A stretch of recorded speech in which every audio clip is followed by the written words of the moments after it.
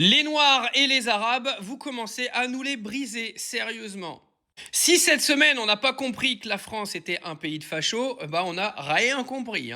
Alors bien sûr, petit disclaimer, je ne mets pas tout le monde dans le même panier. Il y a des gens bien en France, encore une fois, mais on va parler de tout ce qui est l'aspect médiatique et d'une énorme frange de la population qui, elle, est aujourd'hui une grosse partie de fachos.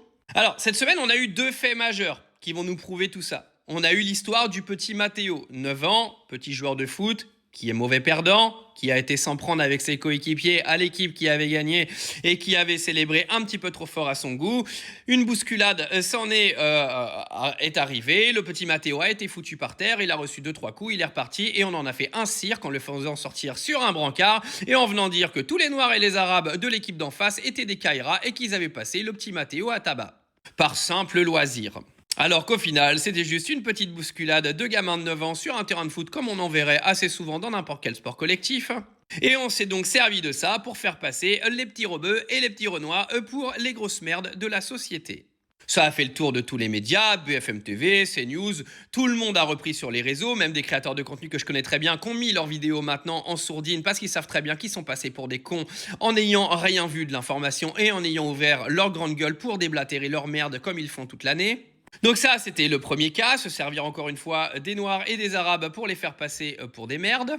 Et hier, donc, Kylian Mbappé a donc décidé de venir faire une petite interview en disant en gros que c'était un énorme danger de voir le Rassemblement national potentiellement à la tête de la France en 2027. Et bien sûr, et là, vous avez toute la fachosphère de France qui est arrivée, les Julien Audoul, les Jordan Bardella, toute la clique de l'extrême droite qui est venue nous expliquer que Kylian Mbappé n'est qu'un pauvre joueur de foot noir, qu'on se le dise, parce qu'il n'est pas vraiment français, Kylian Mbappé, de parents algériens et camerounais.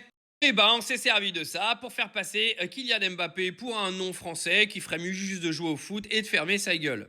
Non, il a le droit de parler. Croyez-moi que ce qui est dit sur Kylian Mbappé là, si ça avait été Olivier Giroud, nous n'aurions jamais eu le même débat médiatique. Cette semaine, nous avons donc deux événements qui ont permis de remettre en lumière ce que font les médias en France depuis maintenant de longues années, c'est-à-dire du bashing dès que c'est quelqu'un qui n'est pas français et qui n'a pas la bonne couleur de peau. Enfin, du moins, pardon, qui est français, désolé. Parce qu'une couleur de peau ne donne pas une nationalité, il faudrait peut-être le rappeler à beaucoup de décérébrés dans ce pays. Encore une fois, ça montre à quel point ce pays vit mal aujourd'hui, à quel point ce pays est malsain. À chaque fois, on se sert de pseudo-événements pour en faire des caisses. Surtout, l'histoire du petit Matteo est absolument ridicule, parce qu'ils se sont servis en fait d'un gamin de 9 ans pour venir faire de la propagande politique en mettant en avant d'autres gamins de 9 ans qui en gros n'avaient clairement rien fait.